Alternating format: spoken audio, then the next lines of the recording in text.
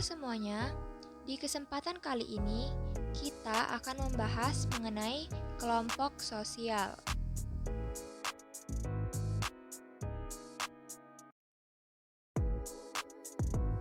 Nah, materi yang akan kita bahas kurang lebih mengenai pengertian, ciri-ciri, faktor pembentuk, dan jenis-jenis kelompok sosial. Nah, apa itu kelompok sosial? Kelompok sosial adalah himpunan atau kesatuan manusia yang hidup bersama karena saling berhubungan dan adanya kegiatan saling mempengaruhi. Menurut Wilahuki, seorang pakar sosiologi, mengatakan bahwa kelompok ini adalah suatu unit yang terdiri atas dua orang atau lebih yang saling berinteraksi atau saling berkomunikasi. Ciri kelompok sosial menurut Surjono Sukanto, setiap anggota memiliki kesadaran bahwa ia bagian dari kelompok, adanya hubungan timbal balik, adanya suatu faktor yang dimiliki bersama, berstruktur, berkaidah, mempunyai pola perilaku, bersistem, dan berproses. Apa sih faktor penyebab terjadinya kelompok sosial? Dua faktor utama yang menyebabkan terbentuknya kelompok sosial adalah faktor kedekatan dan faktor kesamaan. Jadi singkatnya, kedekatan fisik dapat meningkatkan peluang interaksi yang memungkinkan terbentuknya kelompok sosial.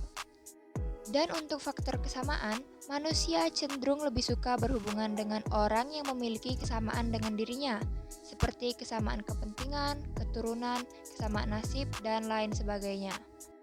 Jadi bisa kita simpulkan bahwa kelompok sosial terbentuk karena adanya kesamaan seperti tempat tinggal atau pekerjaan yang sama dan memiliki anggota yang berinteraksi secara terus-menerus.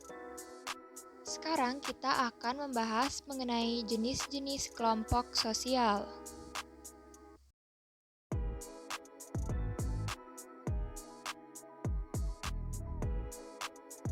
Jadi jenis kelompok sosial yang pertama adalah kelompok teratur. Kelompok ini adalah manusia yang dalam mekanismenya berlangsung secara terorganisasi atau dengan perorganisasian. Macam-macam bentuk kelompok sosial teratur, ada in-group, out-group, kelompok primer, sekunder, dan lain sebagainya. Contoh kelompok primer adalah keluarga. Ditandai dengan hubungan antar anggotanya yang saling mengenal, akrab, dan bersifat pribadi.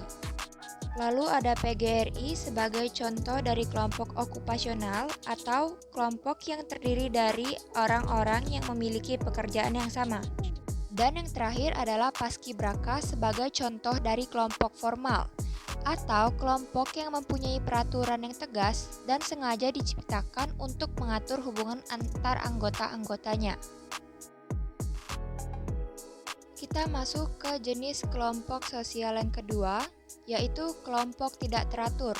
Ini terdiri atas kerumunan, publik, dan juga massa. Kerumunan adalah individu-individu yang berkumpul secara kebetulan di suatu tempat.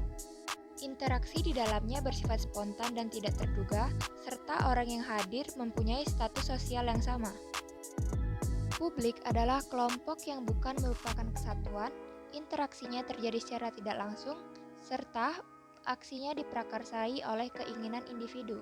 Massa dapat diartikan sebagai kumpulan orang yang tidak saling mengenal, berjumlah banyak, tidak individualistis, kesadaran diri mereka rendah, dan ada penggerak di belakangnya untuk memanipulasi mereka.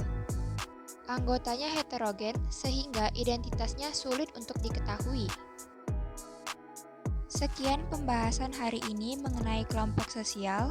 Terima kasih atas perhatiannya. Saya pamit undur diri. Wassalamualaikum warahmatullahi wabarakatuh.